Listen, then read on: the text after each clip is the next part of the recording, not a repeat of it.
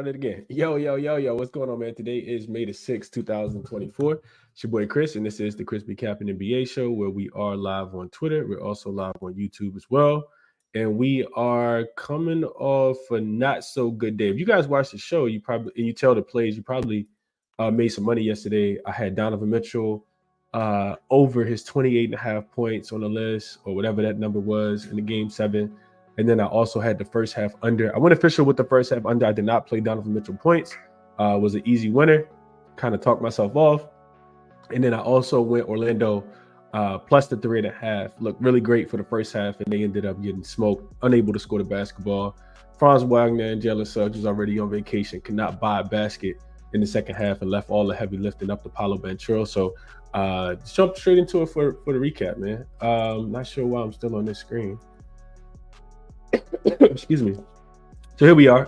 First half did go under the 100.5, but then I took Cleveland team total under 99.5 as well. That's a brutal way for Orlando to go out in the series, just unable to stop the Cleveland Cavaliers offense, which is something that they have been able to do throughout the entirety of the season. And then, like I said, plus 3.5 was a loser as well. So 1 and 2, we lose a little bit yesterday, but just a little over half a unit. 18 and 19 on the playoffs / play-ins. And you guys see the numbers. They are up, year-to-date numbers are updated. So I'm going to go through the comments real quick, and then we're going to jump into the first the two games that we do have on the board for today. Did some graphic stuff. Hopefully you guys are liking that, and it's easier on the eyes. EJ says, good morning. How about them Cavs, baby? They did win. MW says, Knicks spread and Denver on the money line. That's a crazy price to lay Denver on the money line. I'm not sure what the odds are, but maybe you're putting them together. Edwards under his points and Jokic triple-double. And so Denwelly says, Knicks going to cover. We'll see. What up, Justin? Prop of the morning to my guy, Justin, is always here in the chat with me on a Monday. What else? Mom is just the bet, says Brunson under his 8.5 assists. With Hart under his 33.5 points, rebounds, and assists. He says Edwards flaming for 30 points. And shout out to Jay Click for joining and becoming a member as well. Jeff says, with the morning odds, I don't see the value on the Knicks money line. I think there's a better value if we dig deep into the game a little deeper. Yeah, we're going to talk about it. Jamie says, good morning. That Cavs -3 smacked as well as the first half team total under. Interested in your play, if any, on these two games today. I have made one play. We're going to talk about it. I got a couple things on the short list as well. And I'm not wearing a black shirt. Not wearing a black shirt. Jeff says 90% of the money on it. I don't look into this stuff. Do not look into that stuff at all. What up to my guy, Mark? DJ Prop says, what's good, Chris? I hate the Knicks take. He says, I think the Knicks take this in 5. Brunson averages 35 for the series. And yeah, it's all good. We didn't have yesterday. We also didn't have a winner, Justin, on predicted score for the game yesterday. Nobody got it right either. But it's all good. Brian says, good morning. What up, Jose? Oscar says Malone and the Nuggets are in the ultimate most pressure. They have to find a way to slow down Anthony Edwards. And Nas Reed, if it's the fourth quarter too. And then last comment I'll read before we get started. Patrick says, good morning. That was a crazy game. Didn't think Cleveland would win it early. Had a chance to live bet them for some good plus money, but I was scared. Yeah, the way they were shooting the basketball. The thing that I tell you that was a outlier was the way that the Orlando Magic shot the ball to start. Wendell Carter Jr. hit a couple. I think he might have hit 1 or 2 threes. Their bigs were hitting threes. They started like 55% from the 3-point line. I was like, this isn't good, because I knew they were going to regress. Just hoping that the defense would be able to, play a little bit better. And Donovan Mitchell put those boys on his back yesterday. So let's jump into it for today, man. 2 games on the board for today. First up, I forgot all about this. So T-shirt giveaway. Members, if you guys pick the correct side of the game tonight, let me know who you think gonna win. How many points are going to be, what's the score going to be? The person with the closest prediction, I will send them a shirt. I am going to send out the shirt to my guy, Joe the Gambler, today. Already got it packaged. And winners will be announced tomorrow during the show. Only one guest per game. And your first guess is your only guess. So make sure it's the right one. Entries can be made all the way up until tip time, and then you guys see there's black shirts, there's white shirts, and the sizes are available there. So let's jump into it for today, man. Oh Lord, I don't even know what I just did. Don't know how I did that. What did I just do? Let's do this again. All right, let's do this again. Somehow I put a timer on the screen. All right, so Knicks and Pacers. Line is at Knicks -6 currently on most sports books. So real quick overview of the season, the season series. These teams have played 3 times already this season. You guys can see the numbers there. I went through and I just wanted to kind of see what happened in those games. You guys can see the Pacers did win the season series 2-1. They was 2-1 straight up and against the spread. 2 games were played before the All-Star break. One of those games was played after the All-Star break. Game 1, you guys see it. Pacers were 4.5-point home favorites. They won that game by 14 points. There was no OG Anunoby in that game. He wasn't traded there yet. Julius Randle also played for the Knicks, and we know he hasn't played basketball in the last 3 or 4 months. And then, of course, no Siakam, Buddy Hield, Ben Mathurin was still playing. So I think game 1 is kind of a throwaway. Game 2, Knicks were laying 2 points. They were 2-point home favorites. Game played at Madison Square Garden. They won that game 109-105. Siakam did play. Buddy Hield was still on the team. I think this was one of the games where Halliburton was still on the minutes limit. He was trying to make sure that he qualified for all of the the NBA team awards and all that good stuff. So he only played 21 minutes. Holly did. I think he was on the minutes limit. He had 15 points, 5 assists. He shot just 6 for 10 from the field.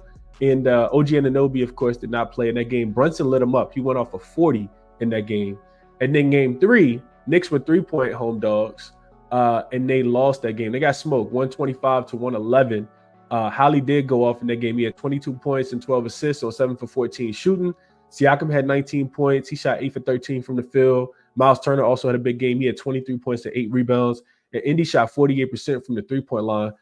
This was also like a throwaway game, though, because if you look at it, if you go back in and look at it, the Knicks, they did not have OG Anunoby. He was hurt. Mitchell Robinson also didn't play. No Isaiah Hartenstein as well. They had Taj Gibson, who started at the center. So I think, actually looking at it, all 3 of these games actually could be, somewhat of a throwaway. Game 2, maybe, but like I said, Buddy Hield was still there. I think he was in the rotation. So it's really difficult. I just wanted to make sure I pointed this out so people would, kind of look at it and know what happened during the regular season. So here, I got a lot on the screen right here. These are the charts that I told you guys that I made myself and that I kind of use. I thought this was pretty interesting, and I think the easiest way to do it is just to kind of show you guys what I'm looking at. So specifically the Pacers offense. This is what we're looking at. We're looking at the Pacers offense on the full season versus the New York Knicks defense, right? So you guys can see here. Hold on, matter of fact, hold on. All right, yeah, I don't need to be that. Yeah, all right, let's do this. All right, so you guys can see here on the left-hand side, these are the season numbers for the Indiana Pacers versus the New York Knicks defensive numbers. So this is the Indiana Pacers offense matched up with the New York Knicks defense. And then at the bottom, you guys can see the New York Knicks offense. This is left-hand side, so we're still here. You guys can see the Knicks offense versus the Pacers defense. So, and then on the right-hand side, of course, this is playoff/play-ins versus playoff offense versus defense as well. So the reason why I pointed this out, because if you look to the far left-hand side, you guys can see that the Pacers were the second best offensive team in the league throughout the regular season, and they're the second best offensive team throughout the postseason as well. The third in effective field goal percentage in the postseason, the best team at protecting the basketball in the playoffs, and they've looked to attack the mid-range shot in the playoffs so far specifically. So we're gonna move on from this, but you guys can screenshot it, reference it as you want. Let's move on though, because I got some more I want to show you guys. So shot zones, right? So look, so Indiana has if you look at this is let me explain it first. So these are the Pacers shot zones versus the Knicks defense in that shot zone. So top is always going to be frequency. This is how many shots they are taking in that shot zone, and then the bottom number Each one is going to be accuracy. So how accurate are they in that shot zone? And this is rim. So this is like dunks, finger rolls, and then you got paint. These are shots outside of the restricted area. Long mid-range shots are like pull-up jump shots. And then you got all mid-range shots as well. Corner threes, above the break three, anything that's not a corner three, and then all threes are listed at the bottom. So left side, follow me. Left side is play regular season. Right side is play in so far. So first round, and if you had a play in game, which neither one of these teams did. All right, so now jump back into it. So Indy, if you look at this, they have attacked the mid-range shot so far the most. They're 7th in frequency and 4th in accuracy for long mid-range shots. If you look at the Knicks defense, they rank 14th and 20th in opponent long mid-range frequency and 19th in opponent long mid-range accuracy. So I'm right here, right? 19th is the second worst in the league, and you can see that the Pacers, this is where they've kind of been living so far in the in the playoffs so far, as opposed to the regular season. You can see that they weren't even shooting that many long mid-range shots. They were 25th, so they shot the fifth fewest, right? So this is a matchup advantage, in my opinion, for this Indiana offense, right? Also, look at Indiana corner threes, 4th most so far, and they're 4th most corner threes, and they're shooting the 5th best percentage. You guys can see that here, down here in green. 43% in round one that they shoot from the 3-point line. You look at the only reason I pointed it out because you look at the Knicks defense, they rank 10th and 10th and 20th. 10th and 18th. I'm sorry. 10th and 18th. 10th of the 20 teams that qualify for the postseason, and 18th in opponent corner three accuracy, allowing teams to shoot 50% from the 3-point line, from the corner three, right here in red, right? So that's not really good if you like the Knicks and you think that you believe in these flowcharts or just the numbers, the analytics of the game. The Pacers have also been the second best offense in the half court. They're averaging, and this is not on here. I didn't screenshot this one to put it on here. I don't think I did. Oh no, yes I did.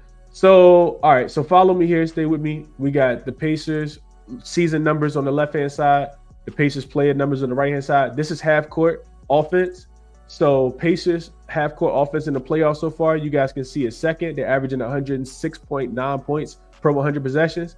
Look at this New York defense. They are 13th out of the 20 teams that qualify for the playoffs as play-ins, giving up just about 100 points in the half court per 100 possessions.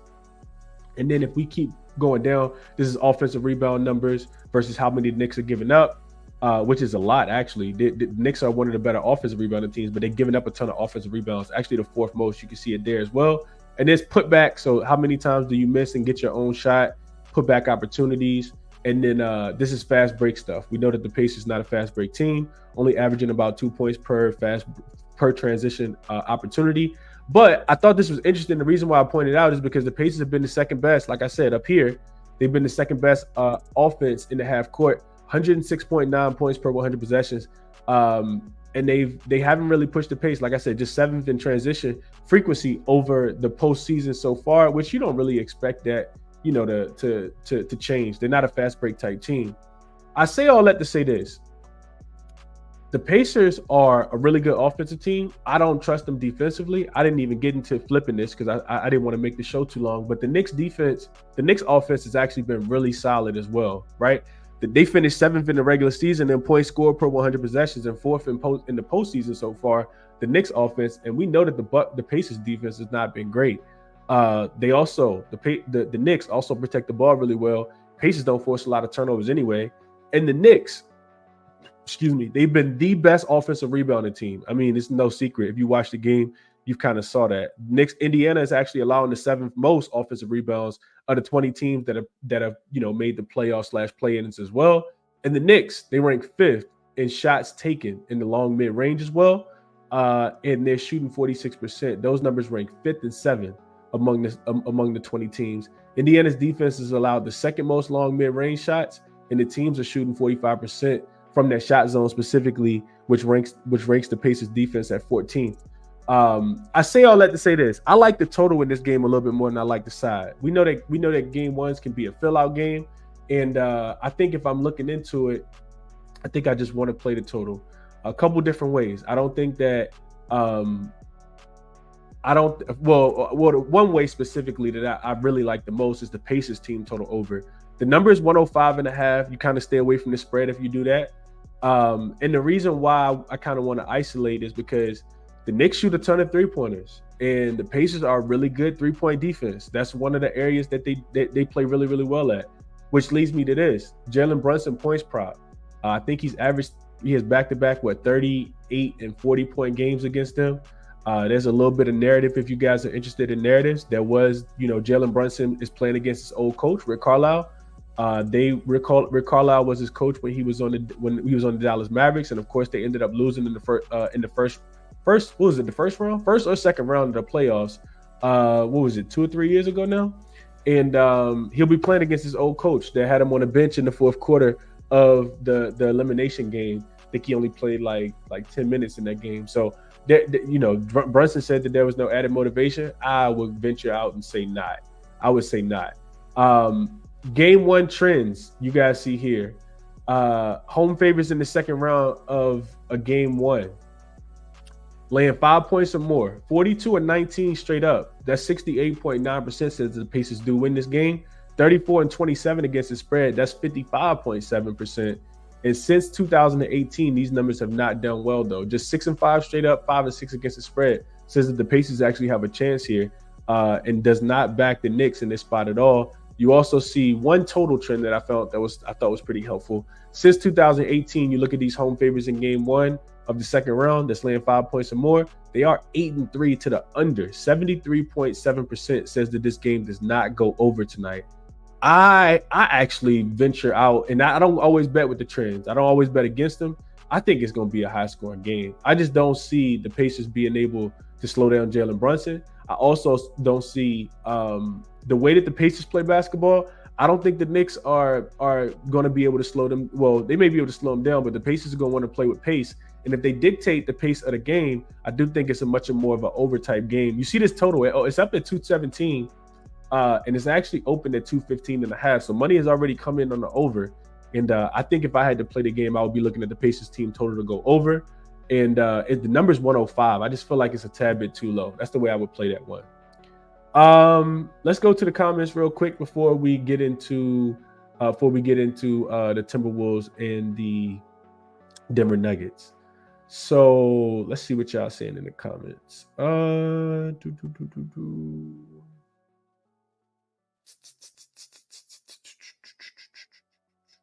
right, we are right here. I think it said, thank you, Chris, for that first half under yesterday. Unfortunately, I lost on the full game total because it became a ref show at the end. It was a lot of fouls being called. Yeah, it was a whole lot of fouls. Way too many if you like the under. SK said Mitchell most points in the series against the Celtics plus 110. He's the favorite. He's the favorite, but at plus money, and got to put him on their back. I could see that. I could see that, SK. I couldn't talk you off. I think you might have found something there. Carlos says Denver is fried, man. Joker can't keep up with Ant, Cat, and Gobert crashing the rebounds. What up, Markel? Appreciate you for tapping in as always. Steve says matchups. SDQL is sketchy at this point. Not sure what that means, Steven. Okay. Knicks over set 217. Justin says in his pocket. Steven likes the Knicks team total over. Patrick says Pacers team total over 105.5. That's what I said. So it sounds like people liking the over in the chat as well. SK says SGA plus 400. We ain't going to talk about that game today. Markel likes the Knicks to come out early, establish themselves first half. What up to my guy Anthony in the chat? Appreciate you for tapping in as always. Oscar says, tell me if Tibbs likes to run these guys all game, every game, and Pacers run the ball all game, how many games I think can the New York keep up with the Pacers with that pace? I guess that's an interesting question. I'm not sure though. I'm not quite sure. I won't even answer this, Oscar. Their rotation is definitely deeper. We know that the Pacers were the best offensive team in the league. They had the best bench in the league as well. No futures right now for me, Thomas. I looked through a couple. I didn't find anything too inclined that I wanted to play. You can hedge if you like Denver. if you like Timberwolves to win the series, you could take them right now still and get plus money if you think the Timberwolves going to beat the Denver Nuggets, being up 1-0. Maybe the Cavs to get the Cavs to get swept, but I didn't look at the price on that. Marty says Knicks first half and Wolves +6. What up to my guy Fred? He says we deep this morning, ain't it? I see you, Chris. Good call yesterday with Orlando. He says he's tailing. Okay. A lot of second chance shots for the Knicks last series. I agree with that, Mark. Philly was not a great offensive rebounding team. LJ, my guy. What up, LJ? He says, what up, Chris? He said Knicks pace is under 217. Knicks #1 top total rebounding team. Rebound percentage. Pacers ranked 23rd. Knicks will limit the Pacers' possession, slow down pace. Plus Halliburton being banged up is concerning. I feel like the number's a tad bit too low, though, LJ. I agree with the logic. Everything you said made a lot of sense.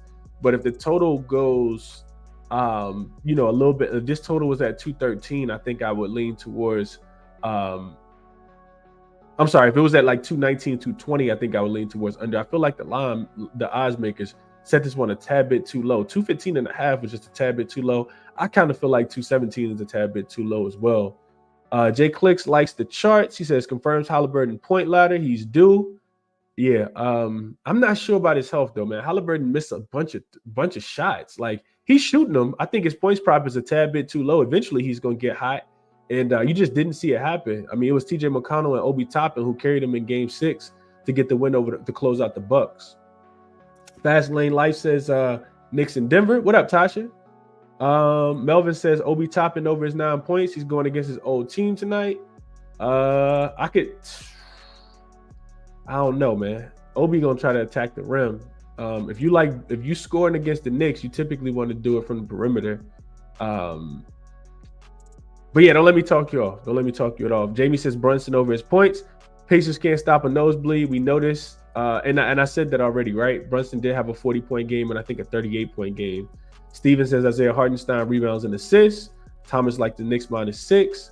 And LJ also likes Brunson over his 32.5 points. He says Hart over his 11.5 rebounds. And he likes DiVincenzo over his 2.5 3-point makes at +248. Same game parlay. Running it the whole series, LJ says. So he put all 3 of those together.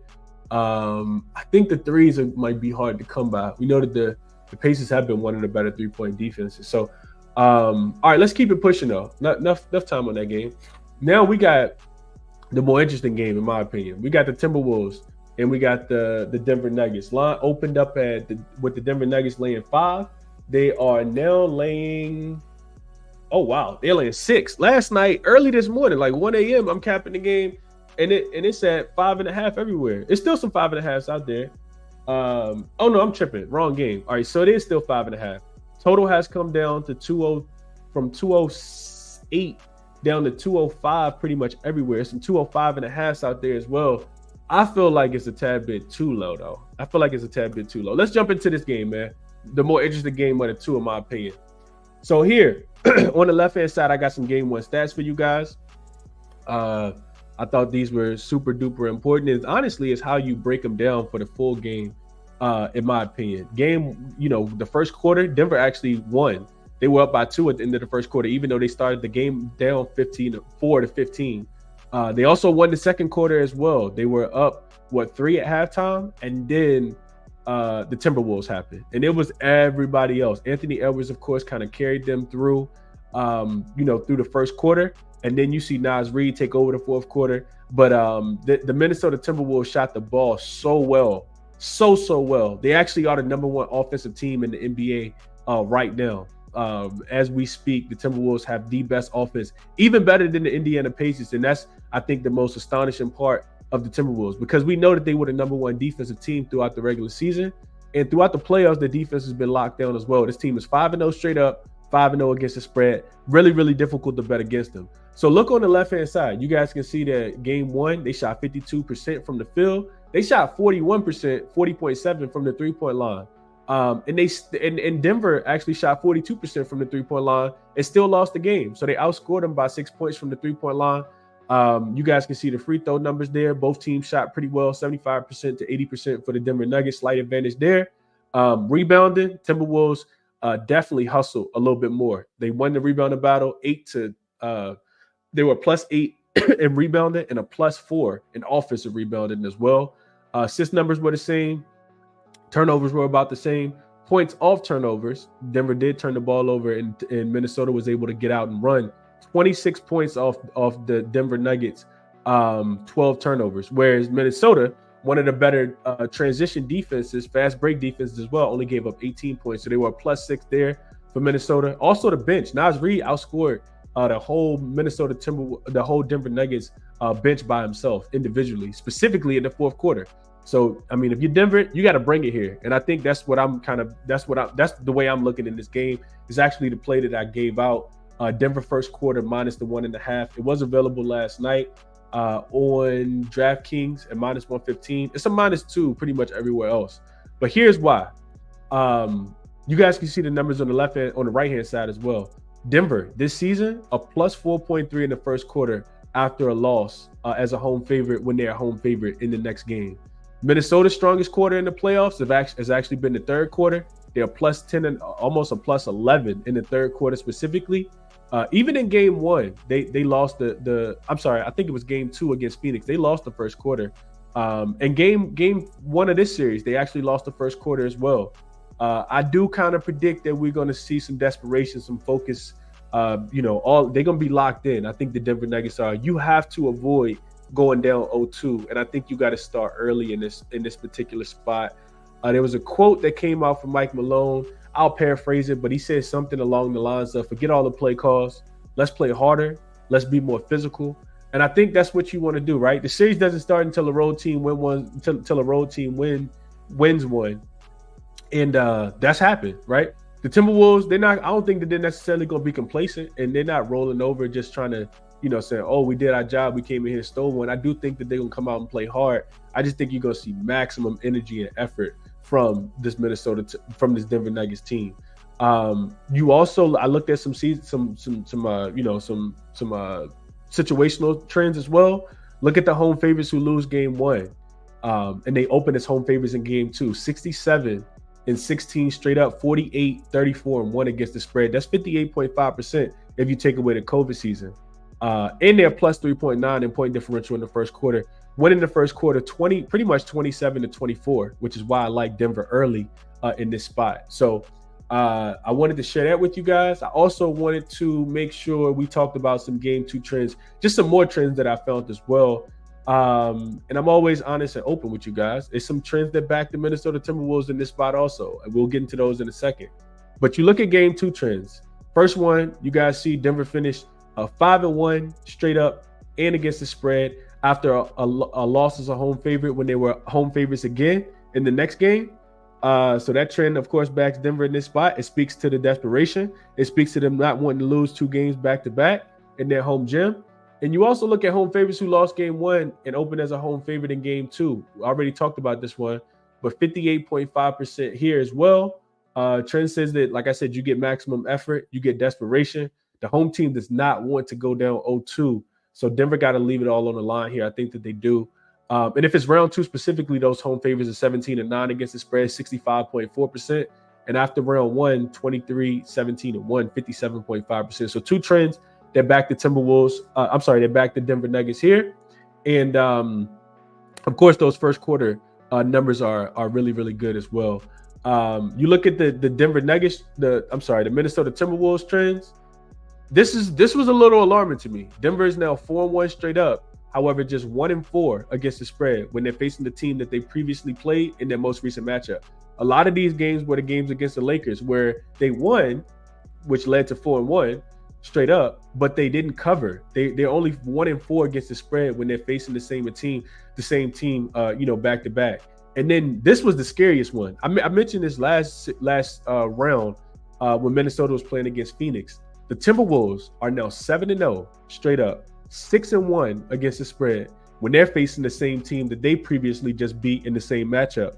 That's really scary. That speaks to, the adjustments that Chris Finch made. That speaks to this team not really playing around, even though they just beat you. They're trying to beat you again. It's difficult, man. It's really, really difficult, to bet against Minnesota right now. But I do think that we see some regression. I think that the bench plays a little bit better for Denver.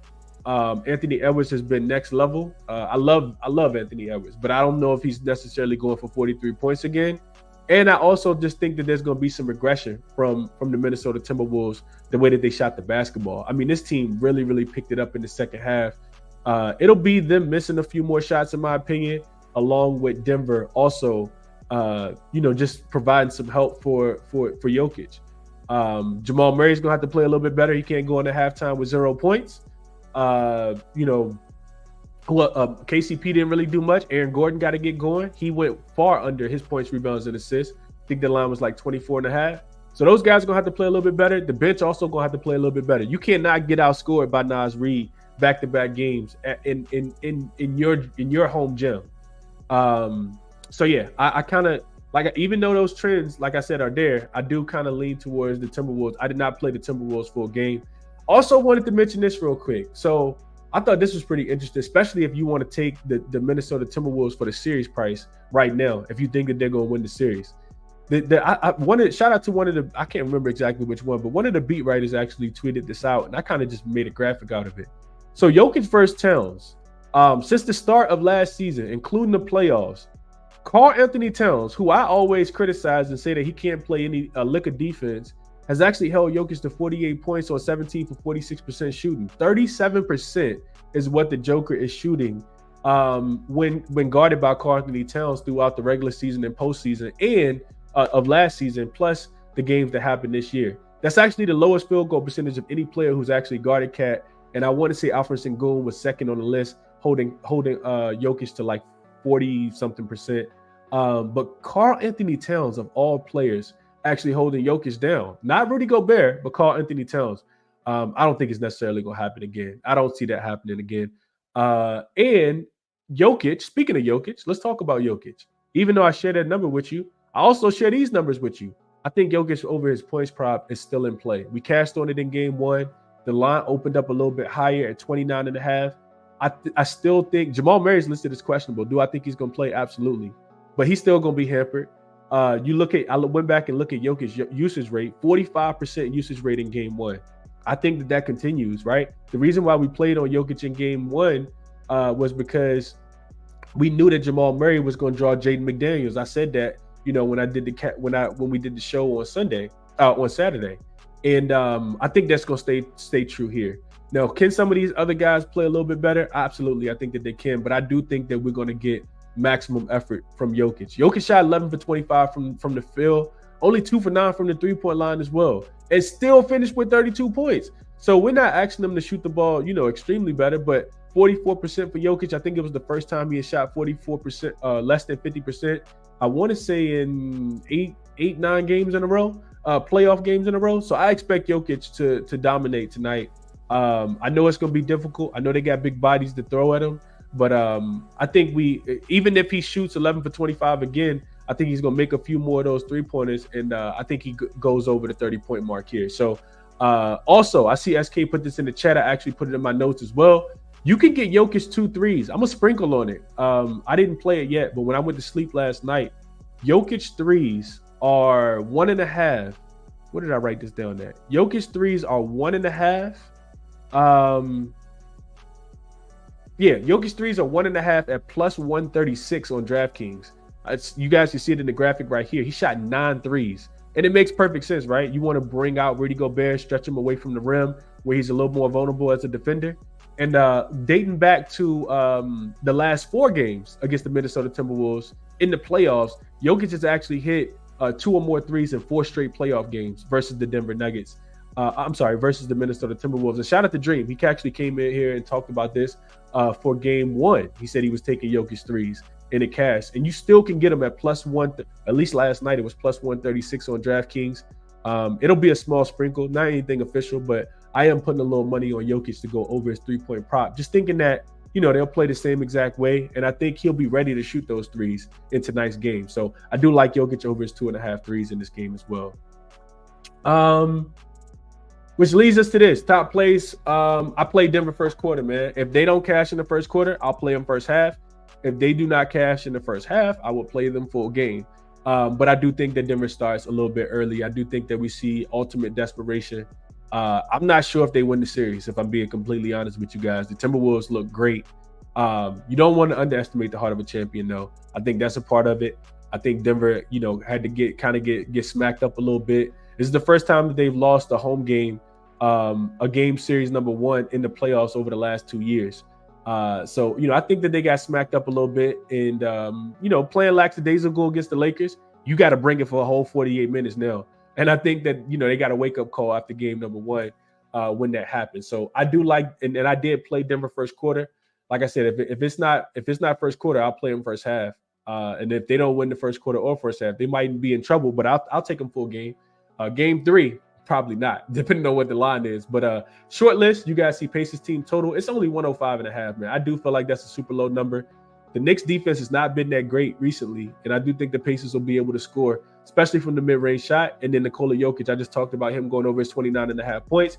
I did not play that, but I'm probably going to put a little bit on Jokic threes, and I'm probably going to play his player prop at 29.5 as well. Not sure how I'm going to play those, but when I do lock them in, I will send them to the members. Let's go back to the chat real quick, and then we'll get up out of here. I know I had a lot to break down on this game specifically. Let's see. Thomas says he bet Denver -5.5 last night. Couldn't talk you off. Carlos says Pacers game over 217, and he likes Minnesota +6 already at the window. Marty says Denver is fried. Jokic was looking tired towards the end. Man, Jokic looked tired towards the beginning. I don't know if you ever watched Denver play basketball. Jokic always looked tired. Cat assist is a sleeper, Steven says. Thomas says, I had Jokic points and Nas Reed points and rebounds and cash both of those. McDaniels didn't do anything. There should be some regression for Jaden McDaniels. He shot 0 for 7 from the field. His primary job is to, really go out there and strap up on defense, but I can't imagine a game where he goes scoreless again, though. So I agree there. Justin says he got the Nuggets under 207 in his pocket. Bet it yesterday. Shout out to you. I really wanted to go back to it. I'm just not sure what happens with the pace. We cashed on the first half under last game. Marty says Wolves +6.5 or money line. The refs call a tech on Anthony Edwards for staying down the Nuggets bench, but won't call a tech on Jamal Murray for fake shooting at Towns. Questionable calls all game against the Wolves. I got the Wolves. Don't let me talk you out, man. You take whatever it is that you absolutely love, my brother. DC Sean says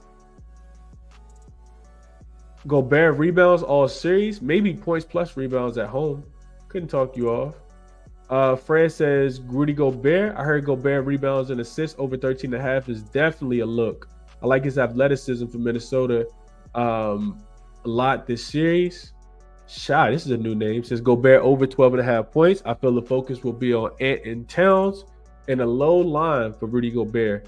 I can never trust Rudy Gobert to score, especially on the road. But I hope you cash it, Shy. Jamie says I may spin the block. I may spin back on Gobert. He was a no-show offensively in game 1 under his usual line versus the Nuggets. Justin says I also cannot resist Nuggets +110 for the series. Couldn't talk you off, man. They should bounce back. Sty says, what up, my guy, Sty? Patrick says Timberwolves team total over 100 is at +105, and he loves it. Think this Timberwolves can come out here and score. It does kind of feel like this is more of an over-type game, man. This total is dropping a tad bit too low for me to endorse it. LJ, what does my guy LJ say? He said Denver bench will be the key. Jokic playing heavy minutes could catch up with Denver. Jamal Murray not healthy. Nas Reed offense. Jaden McDaniels defense, and the X factor of the series. And I kind of agree there. Bobo says Kyle Kearns bought me here. Shout out to my guy Kyle. Probably be on with Kyle tomorrow. And what up, Devin? Appreciate you for tapping in. Kevin says the Timberwolves is hype. I think they can sustain the pace. Murray is not playing like himself. Mark says, I agree with the Nuggets coming out desperate, but are they normally slow starting all season, including the first round? They are, but situationally, Mark, do you expect the Nuggets to go down? I do not expect the Nuggets to go down 5, 10, 15 points in this game. Maybe 5 at the beginning of the quarter, but I do expect them, especially with Jokic playing the whole first quarter, which I do kind of anticipate here. I expect Denver to play hard early and often. And like I said, they won the first quarter in game 1, even though they were down 15-4. They still stormed back and won the first quarter. I think they can do it again. Remember, I said the Minnesota Timberwolves' best quarter has been the third quarter. They're +10 point +6 in the third quarter in point differential. And on the road, they're +8 in point differential in the third quarter on the road. So I think it could be Denver. That's one of the reasons why I'm kind of staying off the full game. But I like Denver first quarter and first half a little bit more than full game. Should be a trifecta spot. They should bounce all the way back, but it's really difficult to bet against that Minnesota Timberwolves #1 offense right now. Just really, really difficult. SK says Jokic 2+3s is +110. He's been forced to put him up out there. LJ likes Jokic 2 steals. I think I saw this at -150 last night. He says Wolves have allowed Simmons to average 2 steals out of their last 12 games, including the playoffs. And appreciate my guy Justin for tapping in. Lingowick says Knicks first half and full game. John says I took Christian Braun over 4.5. He played well. This makes a ton of sense, John. I'm gonna have to look a little bit deeper in this. I did see quotes come out when Christian Braun said that we have to be a lot better. We have to be a lot better. Talking about that bench unit that got outscored by Naz Reid by himself. So could not talk you off here. Jay Click says dropping this official play. He likes Denver 111 to the Wolves 97. Is his luck for today. I'll write this down and add it to the spreadsheet for the t-shirt giveaway here, Jay Click. Nuggets win, but T-Wolves cover. Bump it up to +8, A Jackson says. Appreciate you for tapping in as always, Jose. And Patrick reminding people to hit the likes, the thumbs up as well. That's the show for today, man. That is the show. That's going to be the show for today. We've been on here for 44 minutes breaking down both of the games. Do me a favor if you guys enjoyed the show and hit that thumbs up button. Like and subscribe if you guys haven't. Especially if you guys are new, subscribe to the channel. Link for all my official plays are in the description of the video. Resources that I use are here. Shout out to OzJam as always. Definitely check them out. Use code CBC to get 25% off your first month if you are interested. I'm super excited, man. 2 really good games of basketball today. So bet responsibly. Best of luck, man. And I'll catch you guys in the next one. Enjoy the day as well. And I'll catch you guys later, man. I'm out.